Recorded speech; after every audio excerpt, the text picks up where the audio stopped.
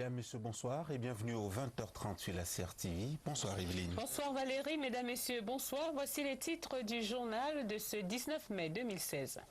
Le groupe Castel veut investir dans l'agriculture au Cameroun. Michel Palud l'a dit au président de la République qui le recevait aujourd'hui en audience au Palais de l'Unité cette mi-journée.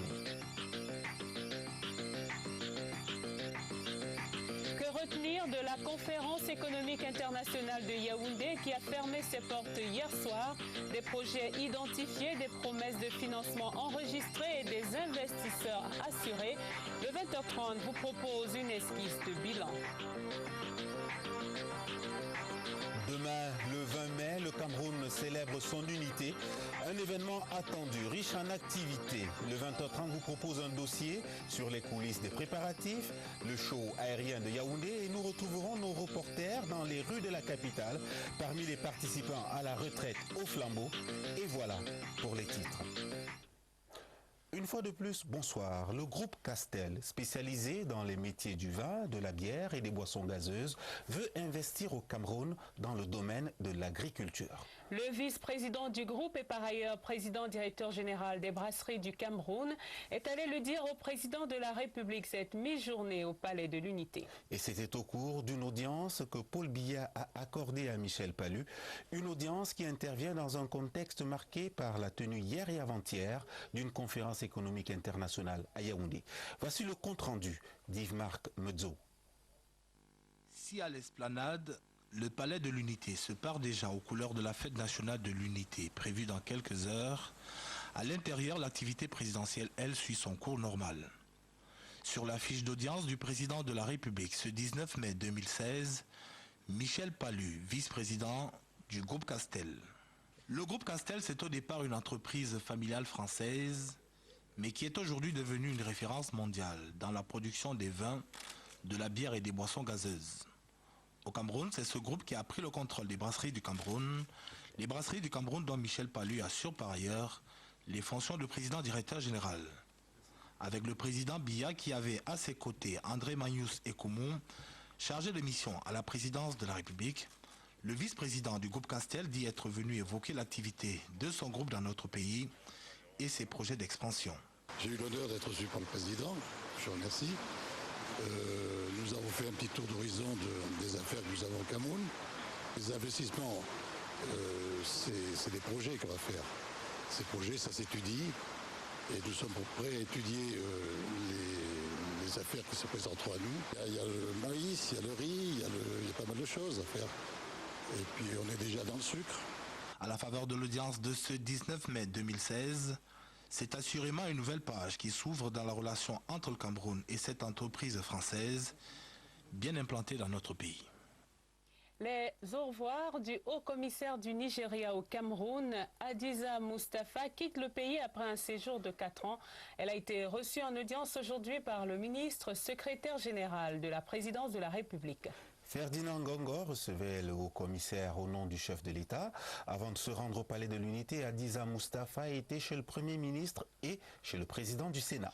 À chaque fois, les bons points de la coopération entre les deux pays ont été exaltés. Une coopération dynamique marquée par 16 accords signés seulement ces 4 dernières années et des visites régulières des deux chefs d'État. La synthèse de ces audiences avec Yves-Marc Mezzo. Elle aurait difficilement rêvé à voir mieux. Recevoir son président dans son pays d'accueil pendant son séjour comme diplomate et être partie prenante à l'organisation successive de 2 visites officielles du chef de l'État camerounais dans son Nigeria natal.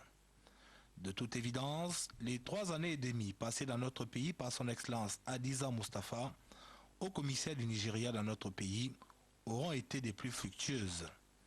Et c'est avec la satisfaction du devoir bien accompli qu'elle est venue faire ses adieux au ministre, secrétaire général de la présidence de la République, Ferdinand Ngongo, qu'il a reçu au nom du chef de l'État.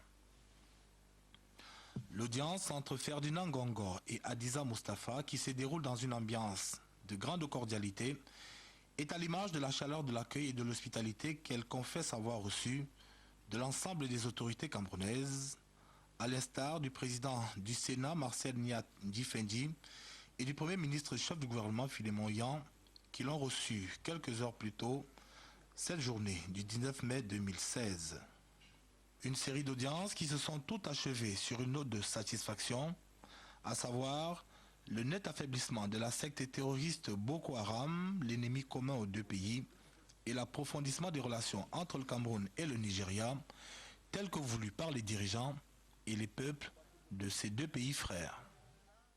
La journée marathon de la haut-commissaire sortante du Nigeria au Cameroun vient de s'achever au ministère de la Communication. Comme vous pouvez le voir, Adiza Mustafa a échangé avec Issa Tiroma Bakari. Une audience comme les précédentes qui se situe en droite ligne des usages diplomatiques, mais bien au-delà, Hadiza Mustafa tenait à exprimer sa reconnaissance aux autorités camerounaises pour leur accompagnement efficace et convivial durant ces 4 années de séjour dans notre pays. Le secrétaire général de la Conférence des Nations Unies pour le commerce et le développement, la SNUCED, était l'hôte aujourd'hui du Premier ministre Philémon Yan. Moukisha Kitouyi a échangé avec le Premier ministre sur les centres de formation des entrepreneurs en pré-tech et donc l'inauguration constitue d'ailleurs le principal sujet de son séjour ici au Cameroun.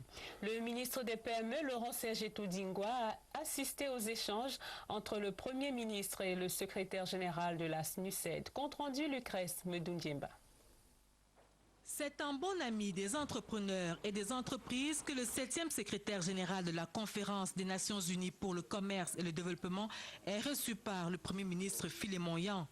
Moukissa Kitouyi, ancien ministre kényan du commerce, échange avec le chef du gouvernement sur le programme Impretech de la CNUCED, un programme axé sur le développement personnel des entrepreneurs, une sorte de coaching gagnant qui permet de rendre les entrepreneurs plus efficaces. Le Premier ministre est d'autant fort aise de converser avec son hôte que le programme Impretech a désormais un toit au Cameroun, 6 au Centre international de l'artisanat à Yaoundé. C'est un lieu très spécial qui était vraiment le premier lieu d'origine de l'artisanat et donc nous sommes très honorés d'être accueillis dans le centre d'artisanat avec notre centre Impretech. Donc c'est un programme d'impact qui est présent dans 19 pays en Afrique. En Afrique francophone, on est au Bénin, au Sénégal, au Maroc mais le Cameroun a bien avancé. Destiné notamment aux entrepreneurs locaux, aux promoteurs de PME, aux femmes et aux personnes vulnérables porteurs d'idées à fort potentiel de croissance, le programme Impretech a déjà fait des heureux au Cameroun en 2 ans d'implémentation. Et nous avons déjà formé à peu près 120 entreprises qui ont déjà eu beaucoup de réussite grâce à notre formation. Ils ont pu doubler les ventes et même commencer à exporter. Il ne saurait en être autrement lorsqu'on sait que l'un des objectifs de la CNUCED, c'est de réduire les écarts commerciaux entre les pays développés et les pays pauvres. Notons que Moukissa Kitouyi arrive au Cameroun au lendemain de la tenue à Yaoundé de la conférence économique internationale à toutes fins utiles par 7 ans de quête de croissance. Le secrétaire général de la Conférence des Nations Unies pour le commerce et le développement figure parmi les invités spéciaux de la fête de l'unité.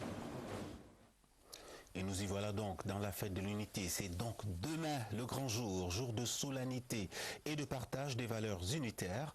Le président de la République préside la parade civile et militaire à 10 h, boulevard du 20 mai. Depuis quelques jours, un vent de fête souffle sur la capitale. Yaoundé s'est habillé aux couleurs nationales. Des banderoles affichent la fierté d'être camerounais. Des photos souvenirs rappellent la longue marche vers le vivre ensemble. Yaoundé s'est rafraîchi de couleurs vives, de petits drapeaux tels des guirlandes pavoisent les avenues et les édifices publics. Regardons tout cela avec Oswald Medon. Pour cette 44e fête de l'unité nationale au boulevard du 20 mai au Père Samuel annuel, des mains expertes s'activent pour lui donner l'allure la plus fière qui puisse convenir à une célébration d'envergure. Normal, ce sera l'épicentre des manifestations sur l'ensemble du territoire national. Rien n'est donc laissé au hasard, pas même le pavoisement. Celui-ci semble d'ailleurs faire l'objet de toutes les attentions. Le dispositif final de la tribune présidentielle prend progressivement forme. Soudain, un nuage de poussière s'élève vers le ciel. Les derniers récalcitrants d'une place de fête qui se veut nickel. Côté sonorisation et retransmission, tout est quasi fin prêt. La CRTV a déjà planté son décor. Un énième test de micro, dernière répétition de la fanfare de la gendarmerie et visite surprise d'un général. La partition finale ne doit souffrir d'aucune fausse note. La fête et ses préparatifs, c'est également dans les principales rues de Yaoundé. Le bois Sainte-Anastasie joue la carte du souvenir. Au boulevard Jean-Paul II, on s'y croirait même déjà. Effigie, drapeau, tout ici rappelle l'unité nationale et dire que nous ne sommes qu'à la veille du grand jour. Des avions de combat en escorte qui dessinent des arabesques dans le ciel. C'était cette mi-journée à Yaoundé et le show aérien, comme tous les ans à la veille du 20 mai, a mobilisé du beau monde à la base 101 de l'armée de l'air. L'une des grandes attractions a été bien évidemment le saut des parachutistes. Ils étaient 66 mobilisés pour l'occasion. L'armée de l'air a pu faire étalage de ses nouvelles acquisitions, des armes de guerre pour augmenter la puissance de feu. Les autres forces de défense ont pu faire étalage également de leur artillerie. Le public a pu en apprendre sur les métiers de l'armée camerounaise et ses missions. C'était en présence du ministre de la Défense et d'autres membres du gouvernement. Pierre Evembe, reportage. L'armée de l'air rassure pas seulement les soldats au front, mais aussi les populations sur terre. Ces dernières ont fait le déplacement, nombreuses, sachant que les portes du ciel allaient s'ouvrir devant l'impressionnante logistique d'aéronefs Cessna, C-130 pour ne citer que cela, et surtout ces hélicoptères qui ne voient que dans les films de guerre hollywoodiens. Des Mi-24, des hélicoptères de type Bell, de Puma entre autres, faisant dans les airs des tonneaux, des oreilles, des figures semblables à une saltarelle.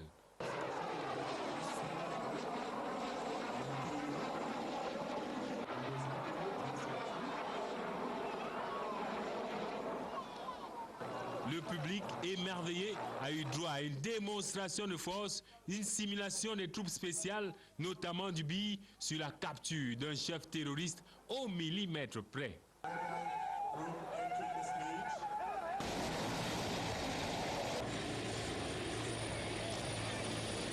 La cerise sur le gâteau, c'était bien sûr le largage des shooters. 66 au total, certains à 400 mètres du sol, et d'autres à 3000 mètres, nettement au-dessus des Nimbocumulus, avec cette chute dont l'énergie potentielle n'avait d'égal que la maîtrise de l'atterrissage. Salué par le ministre de la Défense, qu'accompagnaient des collègues du gouvernement et des officiers généraux. Il y a d'abord les aptitudes physiques. Il faut d'abord être médicalement apte. L'aptitude mentale, comme on dit, être fort dans son mental. C'était un véritable show aérien et ici à la base aérienne 101 de Yaoundé, les Camerounais ont pu apprécier la montée en puissance de l'armée en général et de l'armée de l'air en particulier.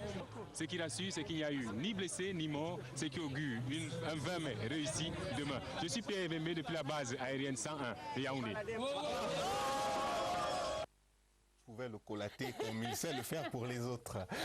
C'est à la fois une quête et un idéal. Intégration nationale. Depuis 1975, les Camerounais travaillent à maintenir cette cohésion. Le retour à la démocratie au début des années 90 a fait craindre que cette intégration vole en éclats. L'expression plurielle des opinions et la contradiction à outrance ont quelque peu ébranlé l'édifice. Certains intérêts politiciens y ont contribué grandement, mais le Cameroun en est plutôt sorti grandi. C'est que le pluralisme politique a plutôt servi de liant. Malgré les différences, les Camerounais ont toujours su préserver l'essentiel. Séverin Alégambeli. La loi 86-056 relative aux partis politiques donne la possibilité à chaque citoyen de créer librement un parti politique ou d'adhérer librement au parti de son choix.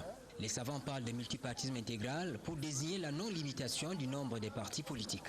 À ce propos, les chiffres émanant du ministère de l'administration territoriale confirment l'existence d'au moins 291 partis politiques légalisés au Cameroun. Mais il reste à définir la nature de la relation entre la multiplicité des formations politiques et l'intégration nationale. Mais le fait qu'il y ait plusieurs partis politiques, je pense que ça rassemble parce que dans les partis politiques, on retrouve beaucoup d'ethnies, beaucoup de religions. Je pense qu'à ce niveau-là, il y a quand même quelque chose qui se ressent au niveau de l'intégration nationale. En fait, les partis sérieux prônent le rassemblement. Ce n'est pas des gens qui disent « Oh, tel est Camerounais, tel est DDA, tel est de Babimbi, tel est du Nord ». Bon, généralement, c'est des gens qui ont ce langage-là, oui. Ils ont un langage de rassemblement. Moi, je suis un Camerounais député de nation, mais mon circonscription, c'est Foundi. Et moi, je viens du département de Ngokotunja. Il y a une autre collègue qui est députée de Wouri qui vient d'Indiane. C'est vraiment ce qu'on parlait d'intégration nationale. À la prise en compte du type de regroupement à la base des partis politiques, d'aucuns pensent plus à la division qu'à l'unité des communautés. Je vois que, à ma connaissance, les partis politiques qui existent au Cameroun, vraiment c'est une division totale. Puisqu'il y a des partis politiques qui existent seulement de nom, qui n'ont que pour militants leur propre leader. Alors moi je vois que l'intégration du multipartisme c'est pour diviser, ça divise. Dans le fond, et c'est une opinion qui tient sa route, les partis politiques doivent promouvoir l'unité dans la diversité. Le but, c'est d'avoir le pouvoir. Et pour avoir, on ne peut pas le faire en restant confiné à un groupe ethnique ou à une région d'origine. Si c'est pour prendre le pouvoir, ils ont l'intérêt de rassembler tous les Camerounais. Le pluralisme politique et l'intégration nationale au Cameroun, tout un champ d'analyse à explorer. C'est une tradition de veille de 20 mai, la retraite au flambeau, qui rassemble de nombreux jeunes dans les rues des villes camerounaises. À Yaoundé, ceux de tous les arrondissements, les 5 arrondissements ont allumé leurs torches. 7 arrondissements. Les 7 arrondissements, Valérie. Les torches qui symbolisent la flamme ardente de l'unité nationale que ces milliers de jeunes brandissent avec fierté. Allons voir comment cela se passe donc à Yaoundé. Essayons de retrouver Laraï Salamatou qui est dans les rues de Yaoundé. Bonsoir Laraï. Bonsoir Valérie Dikosoumarou, bonsoir Evelyne Oona et Somba. Nous sommes ici au lieu dit Flamenco et derrière moi ce sont les jeunes de l'arrondissement de Yaoundé. 2 torches allumées à la main qui convergent vers les services du Premier ministre, point de chute de la retraite au flambeau.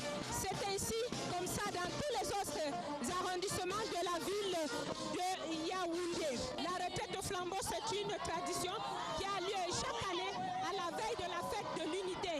À travers cette activité, les jeunes expriment leur attachement aux valeurs de l'unité et de l'intégration nationale. Ces torches allumées sont un symbole fort significatif. Le Cameroun doit toujours être illuminé. La flamme de son unité doit toujours rester allumée.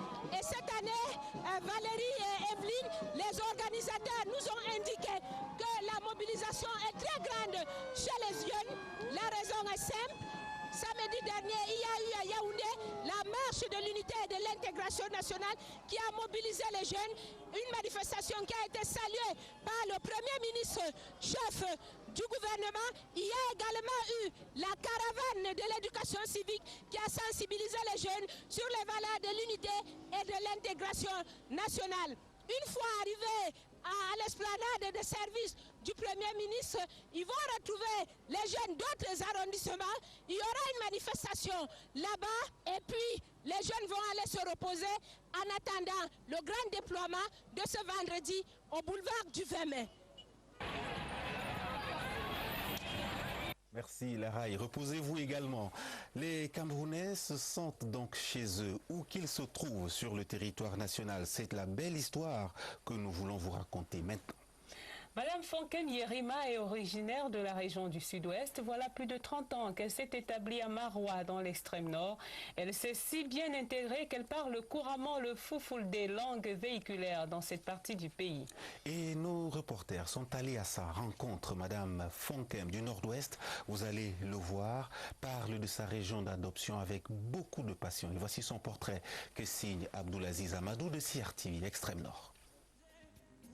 Fonken Merima, 55 ans bien sonné, est à Maroua depuis 29 ans et fait dans la restauration. Je suis venue ici avec mon mari comme les autres, mais mon mari est parti me laisser, j'ai décidé de rester. Avant, je vendais la friperie. Avant, j'ai fait le bail en sel à mon marché. Après, j'ai fait la friperie.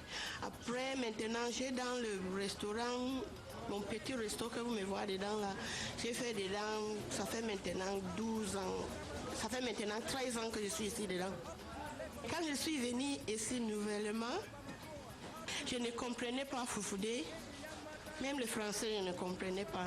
Mais quand tu as les enfants font que tu vas parler. Mais maintenant, je suis même bien en Foufoudé que français. On est avec les nordistes bien. Il y a les autres nordistes qui ont fait le sud. Et ils aiment aussi manger nos nourritures. Ils viennent aussi manger. Donc nous, on est bien avec eux. Cette mère de 5 enfants a malgré tout su s'intégrer au sein de la population de la ville de Maroua, qui l'a aussitôt accueillie. Après 29 ans à Maroua, elle maîtrise aujourd'hui la ville, la population et ses habitudes, et parle aussi la langue locale. Non, miroye chaimbe gal studio. Kogododon hatwe mayan. Marwado ville marwado bodum. Min kami wadi marwado dubbi nogas e jeenay. Mi meeday hebugo problème be godo marwa. Fonke Mirima est donc un exemple d'intégration nationale à suivre par les autres Camerounais. Un bel exemple. Les militaires défileront demain au boulevard du 20 mai au son et au pas de la fanfare de la garde présidentielle. Cette fanfare tient l'un des rôles principaux dans la parade de demain. Et c'est cette fanfare qui accueille le chef de l'État à la place des cérémonies. Elle est également chargée de l'exécution de l'hymne national. Il y a cet autre aspect du travail de la fanfare de la garde présidentielle que l'on ne voit pas à la télévision. Elle est chargée de réveiller le chef de l'État le jour du défilé. Reportage Serge Atangana-Bissot.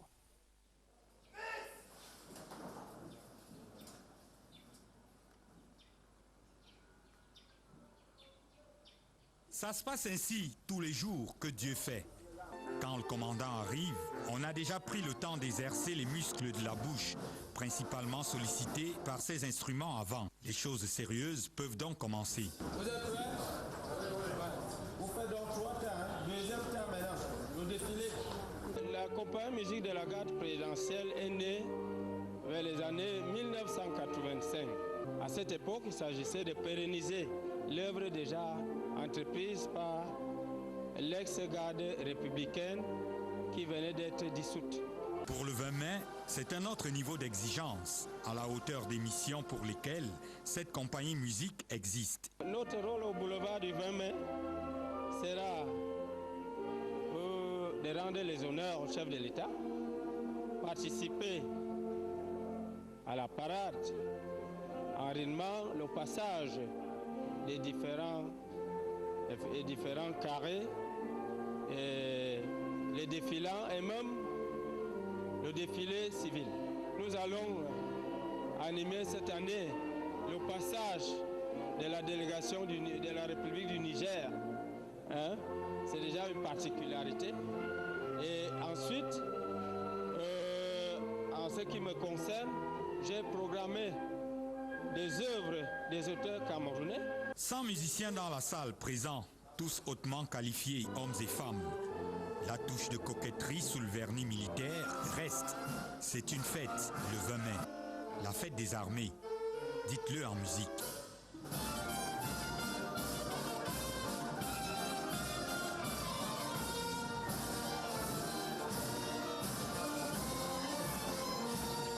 Dans la salle derrière moi, la salle d'entraînement, les formations batterie et harmonie. Ce sont elles qu'on verra au boulevard, en face du président. Dans une autre tenue, cette fois-là de parade. Veste blanche, pompons fourragères, pantalon gris à bandes dorées. Les hommes de la musique du président.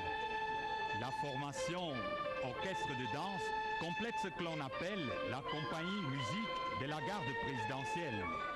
Toujours pareil, boys and girls. Serge Atangana-Bissot au camp GP d'Obili pour la CRTV.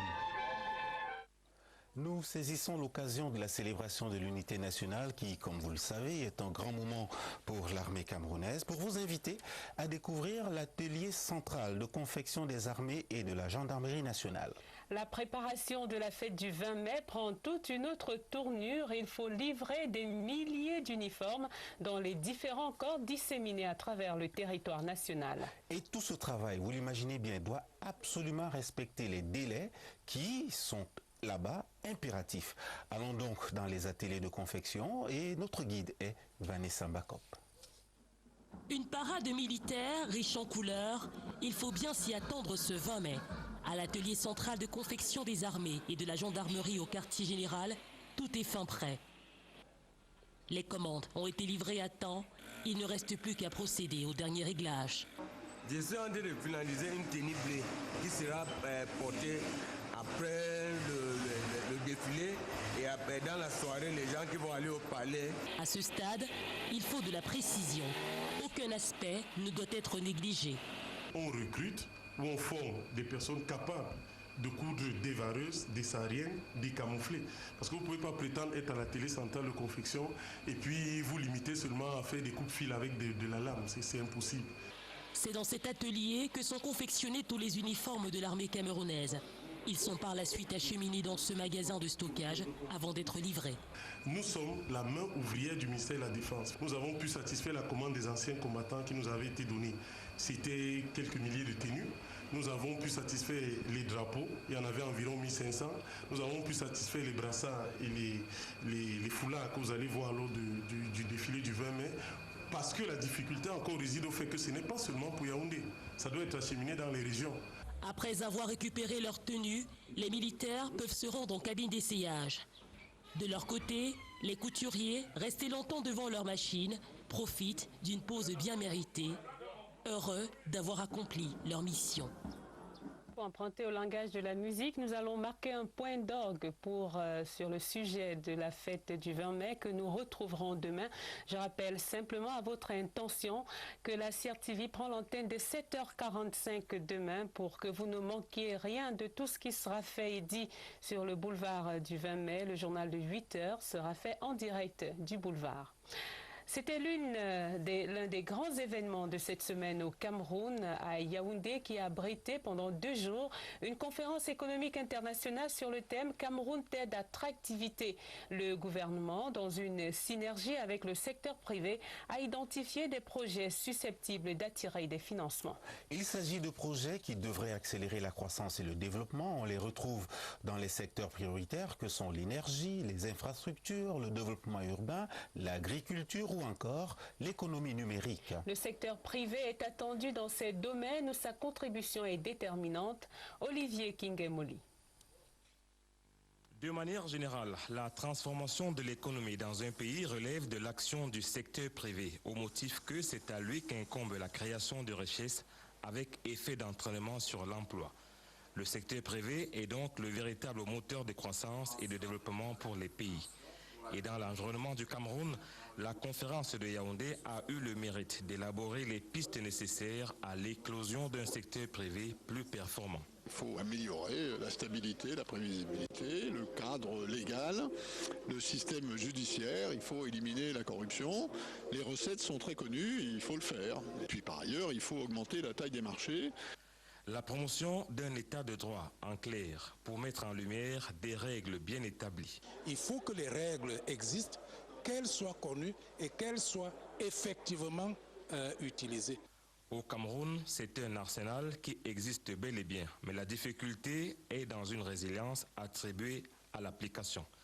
Un secteur privé performant est aussi tributaire d'un environnement social stable. Les pays où le secteur privé est vraiment florissant, il y a aussi la stabilité sociale, stabilité économique, politique, parce qu'il y a des emplois et tout le monde a quelque chose à protéger dans ce système. Désormais, toutes les clés de succès sont connues. Il suffit seulement de mettre le curseur au bon endroit.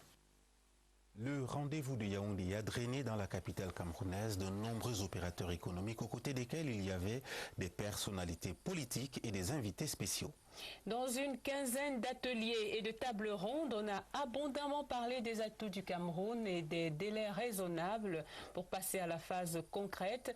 Leçon d'une conférence majeure pour l'économie camerounaise avec Mélanie Betebe.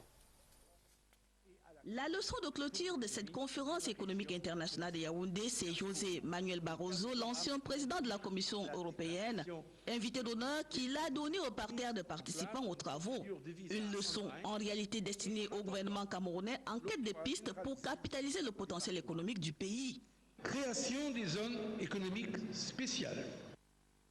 Encouragement des investissements privés par des facilités fiscales et administratives. Renforcement des liens avec les pays voisins de la CEMAC et du Nigeria pour accroître la taille du marché régional. Prendre des actions dans l'intérêt des Camerounais.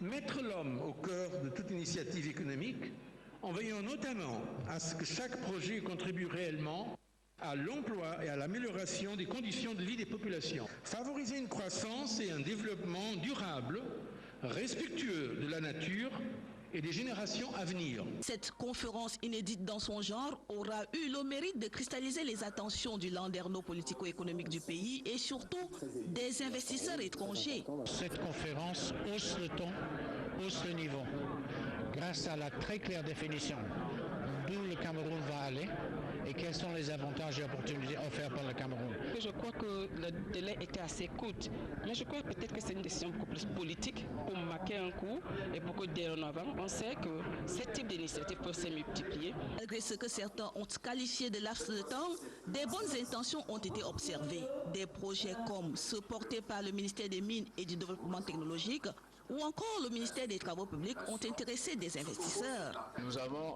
opté de présenter deux opportunités. L'autoroute Yaoundé-Douala dans sa phase 2 sera structurée pour ce qui concerne sa construction et son exploitation en partenariat public-privé, puis l'automatisation des postes de péage routier. Mais seulement pour que les bonnes intentions observées dans la capitale camerounaise se traduisent en réalité, il va falloir de la part du gouvernement camerounais une dynamique nouvelle, faite de bonne gouvernance, de patriotisme et de célérité dans le traitement des dossiers. La Camrail, filiale camerounaise de Bolloré African Logistics au Cameroun, soigne ses relations avec son personnel. Depuis quelques semaines, les travailleurs ont le sourire aux lèvres. La raison de cette bonne humeur, une augmentation de salaire. Par ailleurs, la Camrail annonce un renforcement des formations et du stage en faveur de son personnel qui travaille à l'exploitation et à la gestion du chemin de fer au Cameroun. Voici le reportage à Douala de Didier Marius Etoundi, CRTV, Littoral. Camrail, filiale de Bolloré Africa Logistique et concessionnaire du chemin de fer camerounais, a célébré le 1er mai 2016 avec faste sur l'ensemble du territoire national. À Douala, la marche des travailleurs était significative. Camrail était visible, une présence remarquée par Didier Van der Bon, son directeur général.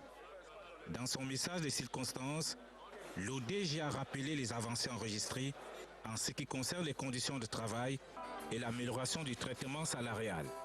Avec Camrail, aucun aspect n'est négligé. En matière de salaire, nous avons aujourd'hui, depuis la mise en concession, plus que doublé le niveau du salaire moyen qui prévalait avant la mise en concession. Au sein de l'entreprise, nous avons institué un centre médical qui assure la prise en charge au quotidien de nos travailleurs, la prise en charge médicale au quotidien de nos travailleurs sur l'ensemble du réseau. Et bien entendu, au-delà du centre médical, nous avons souscrit des assurances pour assurer la prise en charge de nos malades que nous sommes obligés de référer vers des centres plus spécialisés. Camrail investit également en faveur de son personnel une moyenne de 200 millions de francs CFA chaque année pour les besoins de formation et de perfectionnement. Il est à noter que ce 1er mai 2016 intervient au lendemain d'une hausse de salaire de 4%.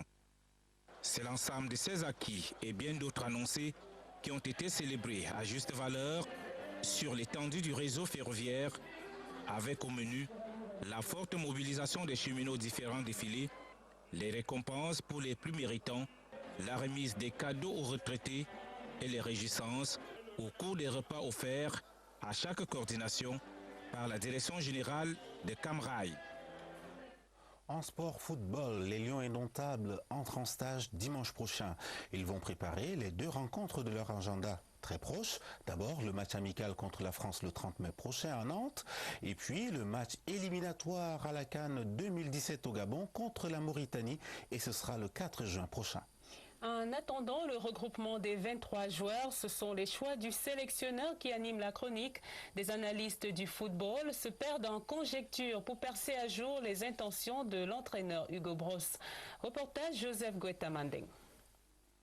Les Lions indomptables du Cameroun sont à 2 matchs de leur qualification pour la CAN de 2017 au Gabon.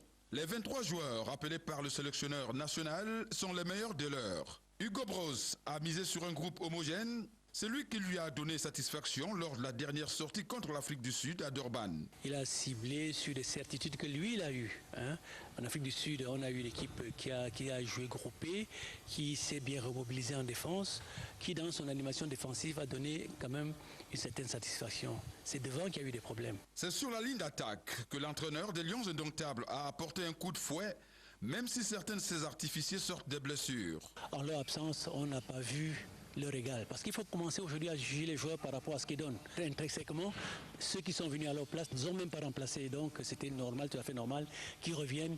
S'ils retrouvent leur meilleur niveau, c'est une attaque quand même assez performante que l'on aura là. Pour les 2 matchs de l'équipe nationale du Cameroun, les 30 mai en France et 4 juin en Mauritanie, l'entraîneur Hugo Broos mettra la priorité sur celui de Nouakchott. L'entraîneur aujourd'hui, il faut le comprendre. Il va jouer une grosse carte. C'est pour la première fois qu'il va se qualifier certainement pour une phase finale de la Coupe d'Afrique des Nations. Il faut le comprendre. Le match France-Cameroun servira de test pour les Lions indomptables qui devront absolument arracher une victoire contre la Mauritanie. Un challenge pour Hugo Broos. Ce journal s'achève. C'est demain, le 20 mai. Le président de la République sera sur le boulevard du 20 mai. Il présidera le défilé militaire et civil. Évidemment, vous pourrez tout vivre sur la CRTV dès 7h45. Nous vous donnerons des échos de tous les coins du territoire national. Et puis, le soir, vous pourrez suivre la réception en direct du Palais de l'Unité. Et le journal sera donc bilingue à 20h30. Merci de rester sur la CRTV. Merci de votre fidélité. Bonne fête de l'unité nationale. Bonne fête Valérie. Bonne fête à vous Evelyne, mesdames, messieurs, bonsoir et à lundi 20h30.